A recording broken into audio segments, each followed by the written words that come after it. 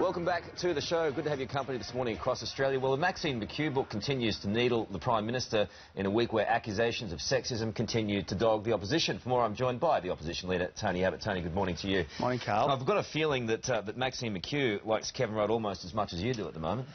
Look, Maxine McKew obviously feels dudded by Julia Gillard. Kevin Rudd obviously feels dudded by Julia Gillard, and I think the Australian people are entitled to feel dudded by this Prime Minister. And I think what Maxine McKew is saying is that you just can't trust the Prime Minister. Don't you put this in the category, though, and you would have had experience in this sort of thing, of disgruntled colleagues? Don't you write it off as just that? I think it's a little more than that, because let's face it, Maxine McKew was a very respected journalist. She then surrendered that to go into Parliament for the Labor Party. I think Maxine McKew does have a certain credibility. I mean, this isn't Tony Abbott saying you can't trust Julia Gillard. This is a staunch Labor person saying you can't trust this Prime Minister. In her book yesterday, it was reported that she recalls a conversation she had with the PM following their appointment as Education Minister and Parliamentary Secretary for Early Childhood Education and Childcare after the 2000 election. She writes, there was only time for a functional chat about immediate tasks before she ended with a light-hearted crack about the fact that 2 childless women were now the policy guardians of Australia's children. What do you think she meant by that? Well, that's obviously a matter for Maxine to explain.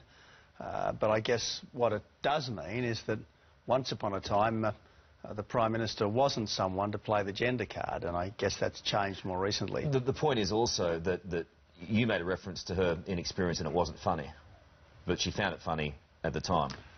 Look, that's a fair point. I think, Carl, really we should be judging the issues on their merits. We should be judging people on their record and on their performance, and I hope that's what we'll do in the run-up to the election. Do you acknowledge now that you were talking about her inexperience? No. It was... Look, this is the day before yesterday's story, Carl. I was simply thinking of my own experience when I made that comment. Because the problem is for you at the moment, the government is winning the battle of the spin, no matter what you say and how you justify what you said, and you apologised for it. But in relation to that apology, why would you apologise for something that you didn't mean?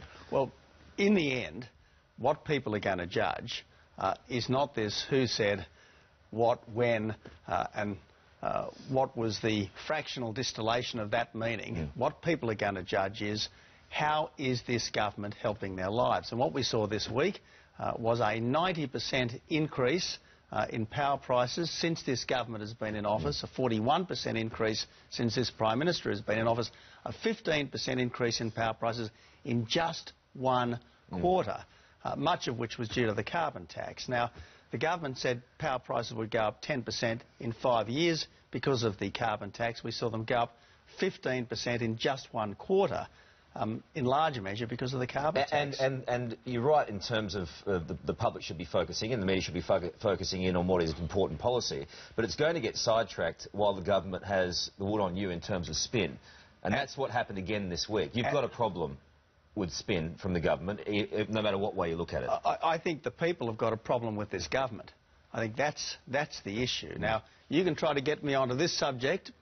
You can, if you like, Carl, follow the spin. You have to acknowledge that. Yeah? I'm going to follow the reality. And the reality is, whatever the government says, what the government does is to hurt families' cost of living. I understand that. But at the moment, you also have this problem, whether you like it or not, whether you want to address it or not, that there is a perception that is being led by the government that you are sexist, that you have said things that are of a misogynistic nature. And no one who knows me would take that seriously for a second. There are people out there that are taking that seriously. Well, no one who knows me would, and as I said, they can play... So how do you get the message out there that is contrary to that, then? How do you get the message out there? Because you're losing that battle at the moment. Well, you say so, Carl. I don't believe that's the case. I think when it comes to a choice between spin and substance, the public will buy the substance. Now, the substance is, this is a government which is damaging families' cost of living.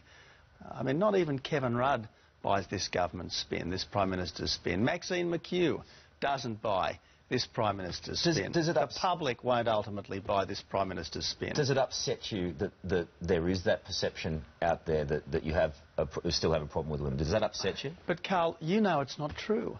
So why are you talking about it? Well, I'm talking because there is a perception. Does it upset you? No, but it's not. If you don't have a problem with women, it must upset you, because if someone's made that accusation of me that I have a problem with women, I would find it upsetting.